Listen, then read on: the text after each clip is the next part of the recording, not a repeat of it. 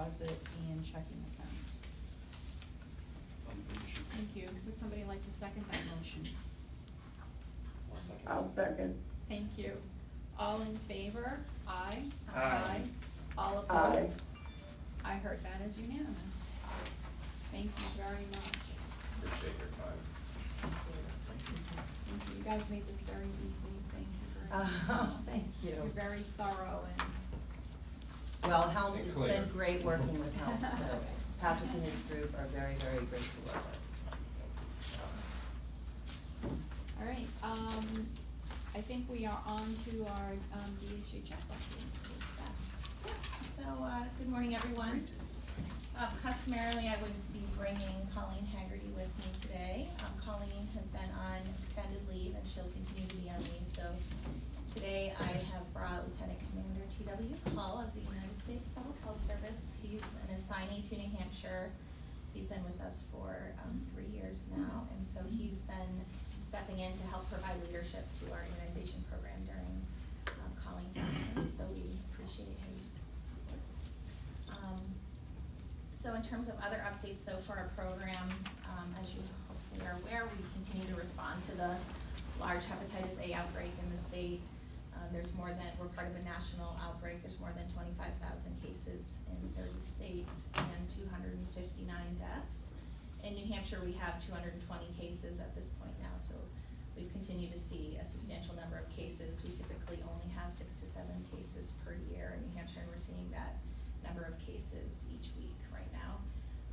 Only one of these cases has occurred in a child, which is great because our immunization rate in New Hampshire is 88% among 19 to 35-month-olds, so we have a high vaccination rate, which is helping to protect the kids in this outbreak. We also have influenza circulating in the state already. We had one influenza-associated death already over the summer. The vaccine is out and available in provider offices. We've also been working with our regional public health networks across the state to offer influenza vaccine in schools, which we've been doing now for 10 years, and so this is a great program that makes it easier for parents to vaccinate their children. We vaccinate about 7,000 kids each year through this program, which is great because there's about 100 kids who die each year in the United States from flu, and we've had 7 kids die in New Hampshire in the last 10 years from influenza. We're waiting for the state's continuing resolution to end because this has created some challenges for us in terms of ordering vaccine. And I think that's about it, unless you had any specific questions from us. The only thing I would say is there was an outreach made last month from Kids Facts regarding the Maine, New Hampshire border issue, and so we referred them to Beth, and I don't think they've gotten in touch with you again, but it sounds like they're working with the Maine Vaccine Association. So I don't know if there's any update on that. Yeah, I don't have any update from Maine on Okay. that So issue. As you know, from our perspective, it's not a major issue that we've heard about on our side of the border. As far as we know, children in New Hampshire are accessing vaccine, and we're vaccinating the Maine kids. The data that we looked at didn't make this look like it was a major, affecting many children. But we're obviously would be interested in having reciprocity on both sides, but that's Maine needs to work through. Move that forward because it's an issue with their law, and last we heard, they felt like it was a good time to move forward on that. So I think we just need to reach back out, and with Colleen being out, I haven't had the opportunity to do that. And if Kids Facts is interested in looking at that, I can loop back around with them on that.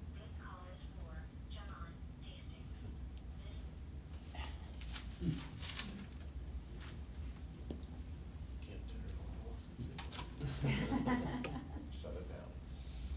Are there any other questions, comments, concerns? So, at this point, I think we, have a bit of an adjustment to our agenda.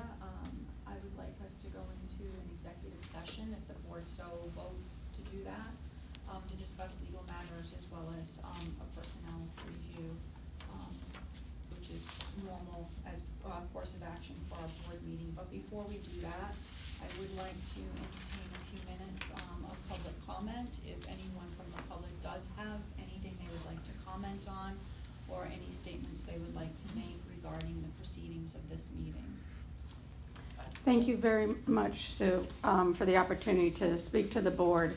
My name is Laura Condon, and I'm New Hampshire Director of Advocacy for the National Vaccine Information Center, and I am a contact point for parents and other members of the public, I try to share information and resources, what concerns they have about vaccines and vaccine policy and cost. I also served as public member on this board for 5 years. So I'm quite knowledgeable of the workings of this board. And when I came onto this board, I know there was concern expressed that I might seek to repeal RSA 126Q that created this vaccine association. Candidly, that was not my intent at that time. My intent was to contain this board within the parameters and the provisions of the statute that created it. It had become a runaway, unaccountable program. Unfortunately, in the years that I've been on this board, I have seen some improvements to contain vaccine advocacy, to provide different reporting, but I still find that it is a runaway, unaccountable program. And I think that the time is now that we consider other options. This has gone from a $2 million program to a $28.85 million program. And every program, whether it's business or government, must always look at outcomes, costs, and alternatives.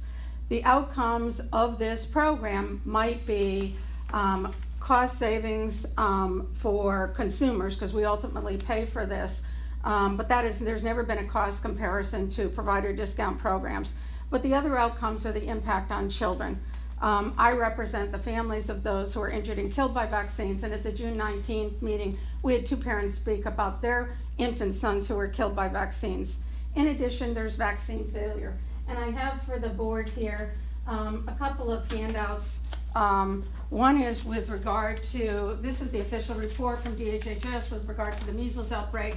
And that was, we've had 1 case in New Hampshire of measles. That was a 1-year-old girl from the Keene area who had just been vaccinated with an MMR vaccine. And in fact, it was determined by the CDC that she did have measles caused by the vaccine. It was genotype A, which is the vaccine strain. In addition, I've provided for you a letter that just was shared with me this weekend by a parent. Again, I am the contact point for the public on a lot of these issues. There is an outbreak of chickenpox in a kindergartner who is just fully vaccinated in Loudoun. And the nurse writes to the public, it is so commonplace that there really is little concern, and it's to alert the public, including those who are vaccinated, what to look for, because the expectation is even if you're vaccinated, you're likely to get chickenpox. So those are some of the outcomes. The other thing is costs, and one thing that is always concerning as a board member is no one is questioning that spreadsheet of the $28.85 million vaccine purchase proposal. There is no accountability for that. The public does not access or input to that. It is a shopping list by DHHS, whatever vaccines they wish to purchase. And there's no cost containment whatsoever. We can no longer properly account for or reconcile funds. DHHS has been overfunded by over $9 million. They ignored a demand letter to return that money. It's taken us years to recover millions of dollars that was our money. There is waste of vaccines. In 2018, there was a 27% rejection rate of the flu shots that were purchased, and those costs are not recovered. There is federal excise taxes that we should be getting credit for from the CDC, and there's no reconciliation of those credits due back to the public that funds this. I believe the $5 million reserve this board proposes to raise and hold is excessive and unnecessary. There are not instances where there could be or would be an emergency vaccine purchase. I believe there's also inappropriate funneling of money to the Washington Vaccine Association totaling $241,858. This was a request for voluntary payment to the Washington Vaccine Association. A voluntary payment was made absent any contract for services, absent any accountability, and a voluntary request that was denied by other states who were requested to send money. The entire financial burden of this vaccine association is borne by consumers. I'm one of those consumers. I'm an Anthem policy holder. Every dollar for dollar is written off as medical loss for this vaccine association. So it truly is, the costs truly are a concern of mine. And as public member, there was a voice on this. When I was sat on the board, there was a voice for these people in the room.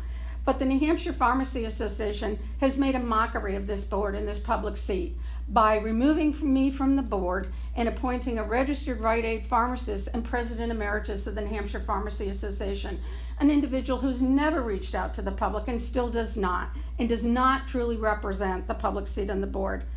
I believe it would be considered cost-saving to return vaccine purchases to providers who utilize market discount programs, as is done in 44 other states who've looked at this program and have rejected it as excessive and costly. I appreciate the opportunity to speak. Thank you. Are there any other comments that anyone would like to make with regard to the proceedings of this meeting today? Yes. Hi, yes, thank you, Laura, by the way. I just wanted to ask you. Could you introduce yourself, Oh, sorry, okay. and the town you're from? Sure, Sue Mashazik, Londonderry. Thank you. I'm not. Patrick, thank you. You had mentioned just in a note I had taken the high rate of vaccination in New Hampshire, which we can look at it. It's a great thing, maybe not so great thing, depending on the idea, our thoughts.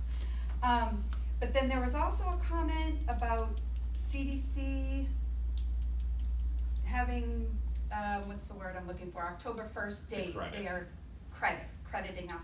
Are those two things related?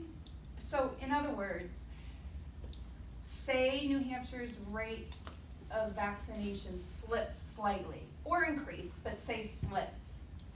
Does the rate of return back from the CDC, not the amount, because that would make sense but the rate that they would reimburse us would also go down?